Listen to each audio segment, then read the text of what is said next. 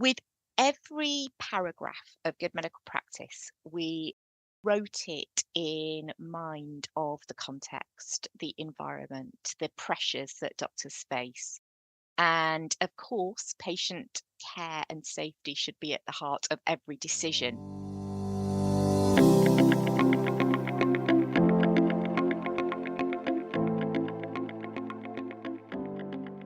You're listening to Medical Protection Podcast Good Medical Practice series. Hello, I'm Jalen Simsek, your host from the previous episodes. For today's podcast, I'll be joined by our previous co-host, Dr. Sabira Hughes, and our previous guests, Yael and Tista from the GMC, to discuss the updated professional standards for all doctors, Good Medical Practice 2024. In this final episode, we will look at the updated duties around patient-centered care and what this means in practice for doctors. To start off with, Good Medical Practice 2024 has put front and center a significant emphasis on having a patient-centered approach for clinicians. This is not a new concept in medicine, and doctors have done this for a long time. So, what was the reason for including greater emphasis on partnership with patients within GMP? Yale, if you could please respond to that question. You're absolutely right. It's not a new concept at all. I remember hearing it many years ago and thinking it was quite an odd phrase. Surely all care is patient-centered. Well, what's it centered on if not the patient?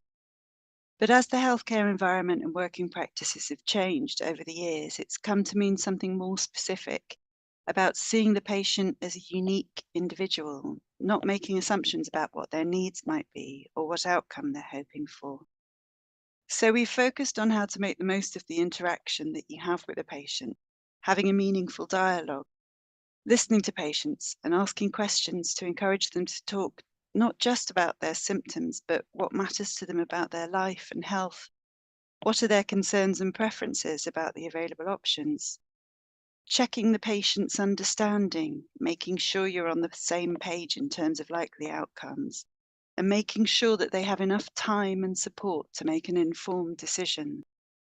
These are all principles that we've brought into good medical practice from existing, more detailed guidance on decision making and consent, because they're indicative of how the doctor patient partnership has continued to develop over the years. We first used the term doctor patient partnership in the 2006 edition of Good Medical Practice, when it was a relatively new concept and some doctors still treated patients as passive recipients of care. Now the expectation is to work in partnership with patients to assess their needs and priorities. And when talking about treatments, we've added propose to provide or arrange to emphasize patient choice. And they're principles that are central to recognizing each patient as an individual with diverse needs, which is really at the heart of patient-centered care. Tista, in your experience, are there differences between doctors' and patients' perceptions of patient-centered care? And if so, what are the main differences, please? That's a really interesting question and a bit of a tough one. So there can be a difference. You know what? I'm going to start with an anecdote.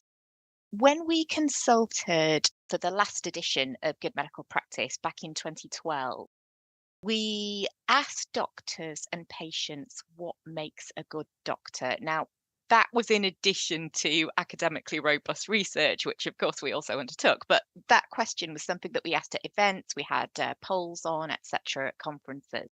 So not scientific, but the answers were really interesting. Both groups, so patients and doctor groups, came up with broadly the same answers, but the most common one from patients was listens. So, what makes a good doctor? A doctor who listens. And that came above knowledge and skills. With doctors, on the other hand, it was the other way round. But going back to patient-centered care more broadly, it's really important, I think, to emphasize that research and development on all of this over the years has been led in collaboration. It's been led by doctors and patients as well as academics. And going back to the 60s, it was Carl Rogers, a psychologist, who started talking about person-centered care. That was the language then, and those ideas evolved by 2001 across the water. The Institute of Medicine included patient-centeredness as one of its key aims. Over here, we had the NHS plan in 2000, which talked about personalisation. And since then, we've had Wanless and Darzi and, of course, now Prof. Alf Collins, and various initiatives, essentially, that have helped shape policy focused on patient-centred care. Listeners might also remember the report Patient Preferences Matter, which highlighted the issue, and this is what some of what Yale was talking about, actually, that issue that patients' preferences weren't being successfully diagnosed in the same way that their conditions were. And I remember a study, we used to share it a lot at conferences, that showed there can be a lot of assumptions. There was Lee et al., which looked at how doctors believed that 71% of patients with breast cancer rated keeping their breast as a top priority, but the actual figure from patients was 7%. That goes very much back to the assumptions that Yale was talking about earlier. And more broadly, in terms of different perceptions, I'm sure many listeners will, of course, remember Dr. Kate Granger's campaign, Hello, My Name Is, and that was born, of course, of her own experience as a doctor who became a patient and the lack of person-centeredness she sometimes experienced.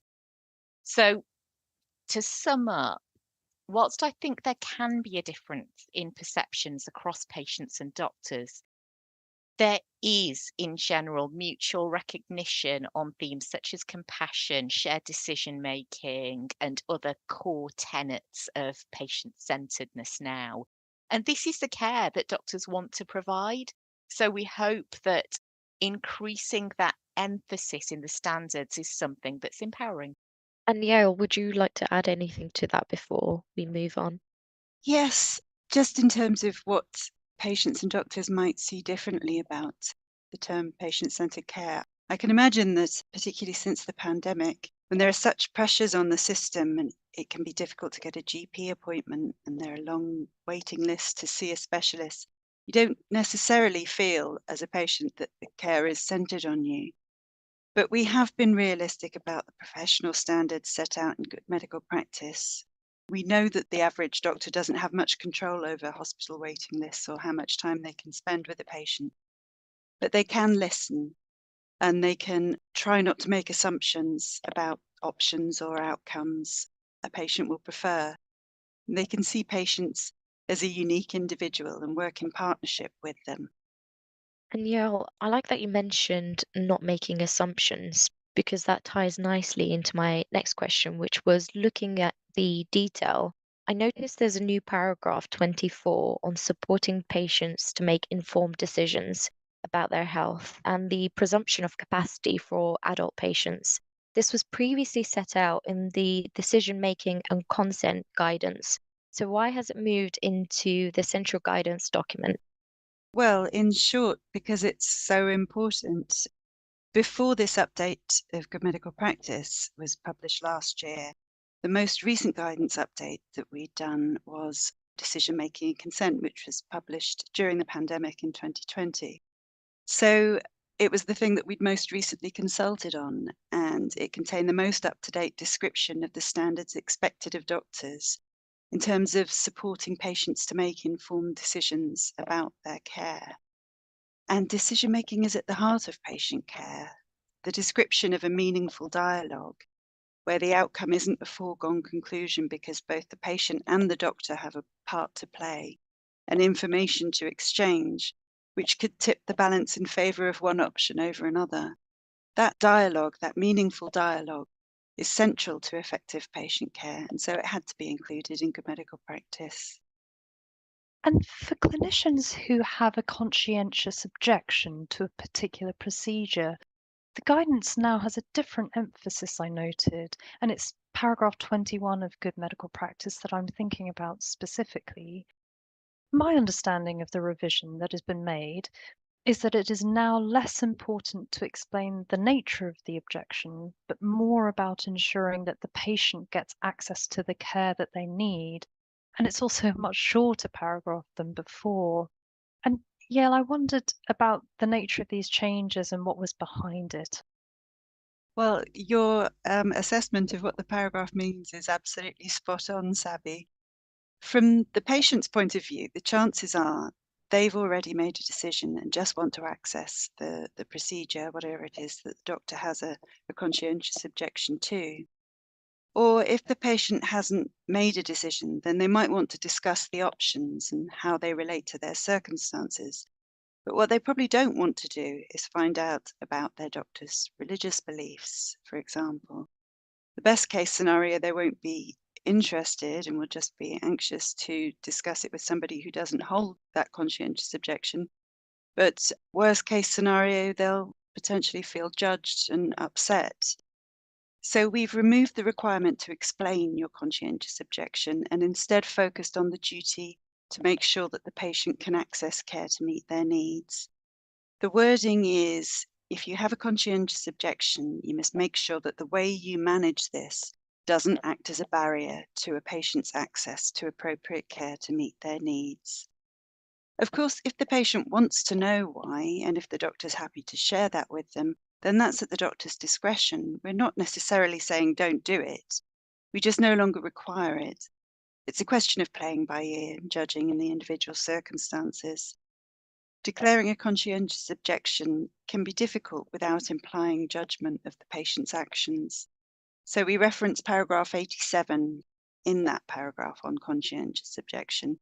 And paragraph 87 says not to express your beliefs in ways that exploit patients' vulnerabilities or could reasonably cause them distress. Both paragraphs also reference our more detailed guidance on personal beliefs and medical practice.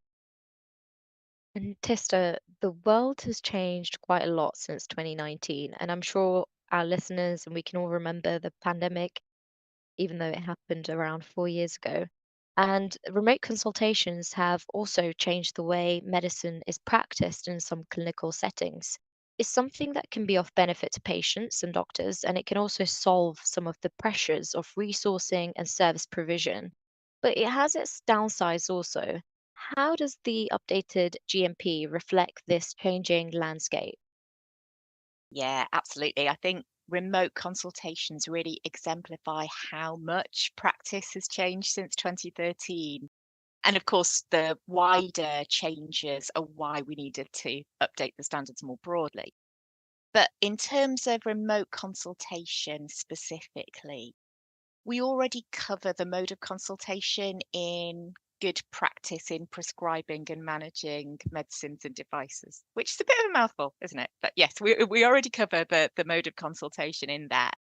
And as you say, given the increase in remote consultations, it felt appropriate to include something in our core standards as well to reflect that changing landscape. And of course, as part of that, we were mindful of the benefits and the downsides that you mentioned there. We know that there can be safety concerns about remote consultations from both patients and also doctors. And we have had myriad discussions with doctors on the ground about those concerns. So now, when you access paragraph 9 on remote consultations, there's actually a link to our Ethical Hub advice on remote consultations, and that provides advice. It includes a flowchart to a decision making. And we know doctors really value that. So my team also run case discussions with doctors on remote consultations where we explore the duties, we explore the learning tools. And the feedback is that it really helps them weigh up when a remote consultation might be appropriate and when an in person would be more suitable. So we are reflecting that changing landscape in both the standards themselves, but also in the support that we provide. Prioritising patient safety is fundamental to the new paragraphs on safe delegation in the guidance.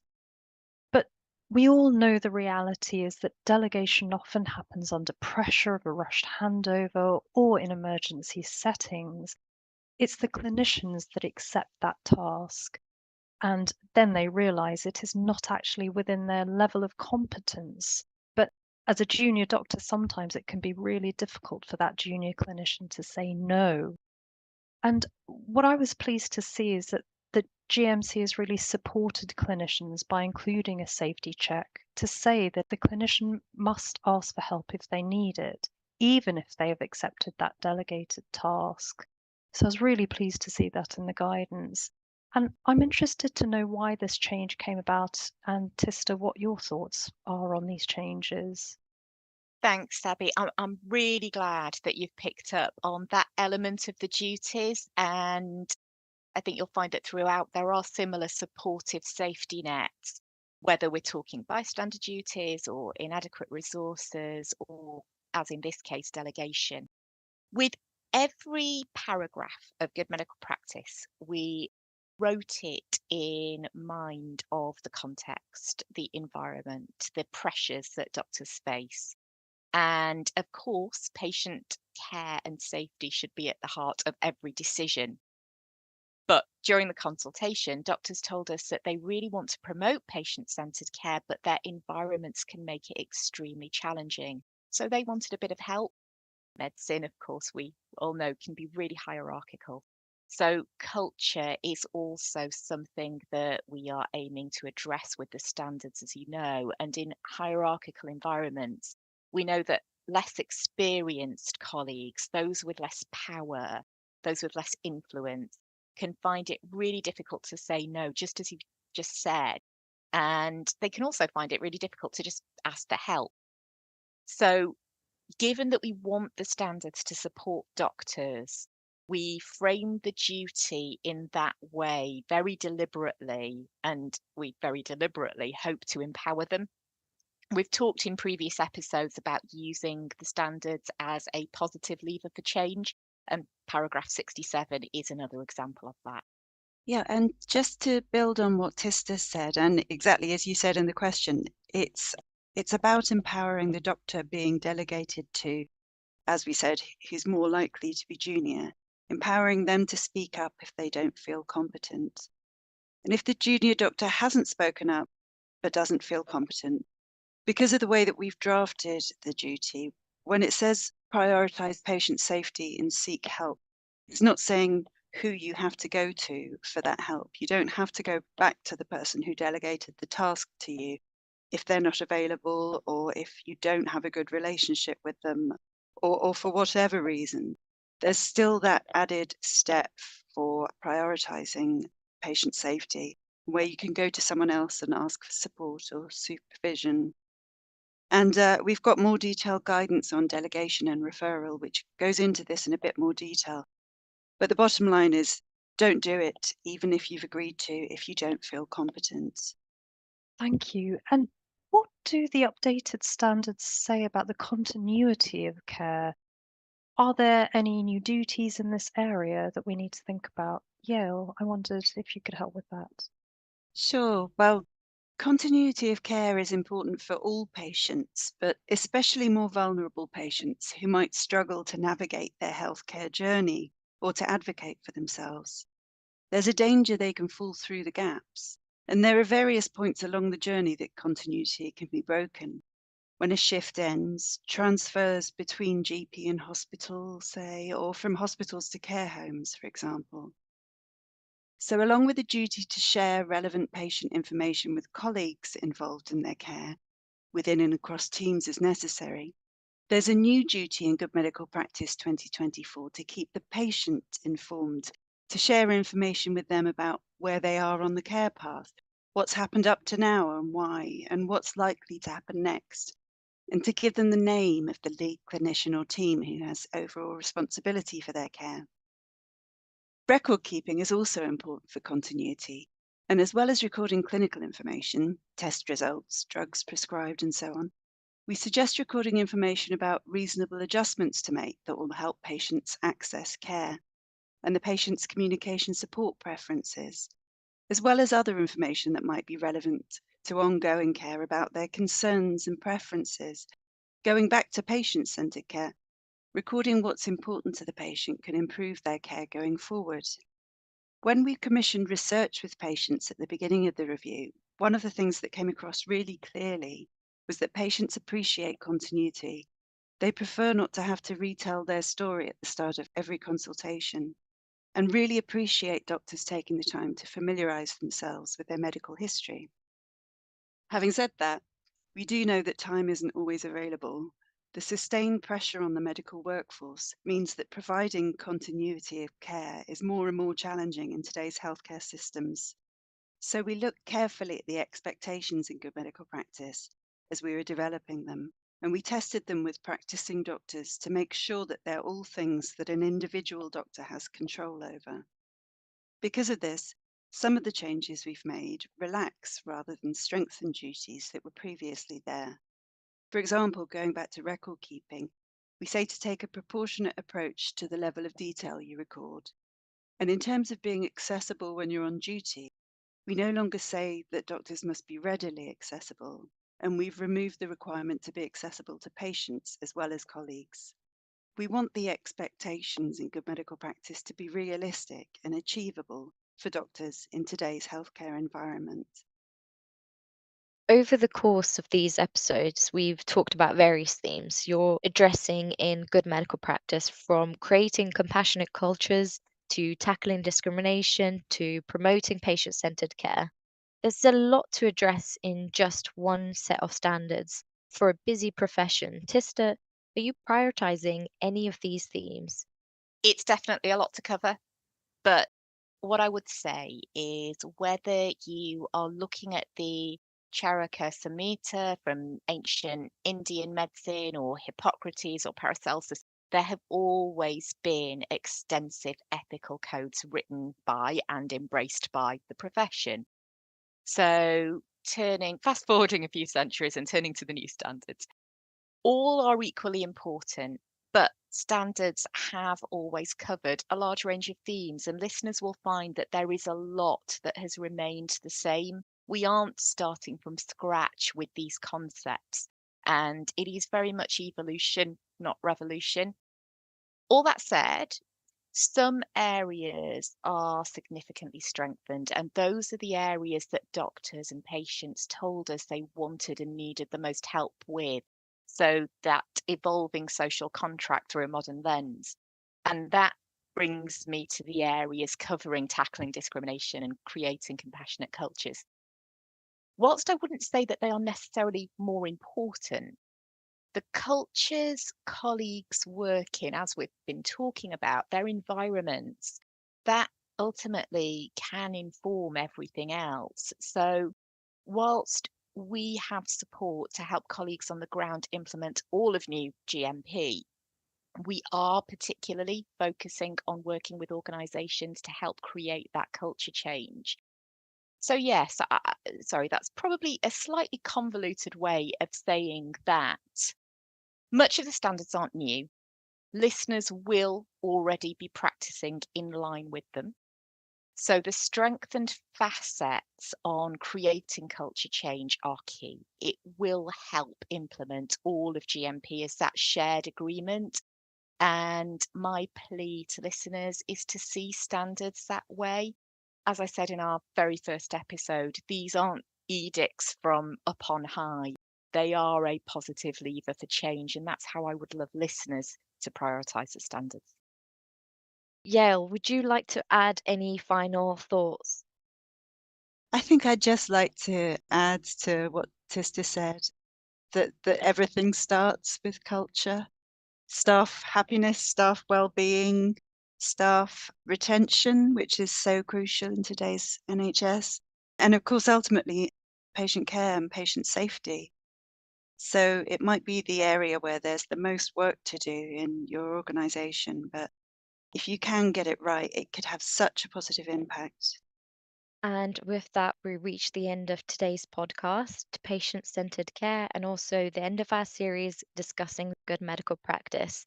Thank you to Dr. Sabira Hughes for joining as a co host. Thank you to Yael and Tista from the GMC for sharing their valuable knowledge. And most importantly, thank you to our listeners who have joined on this journey with us. We hope that you have found these episodes useful. To learn more about what we covered today and who you were listening to, please take a look in the podcast description. I've been your host, Jalen Simsek. And I've been your host, Sabiri Hughes. Thank you for joining us.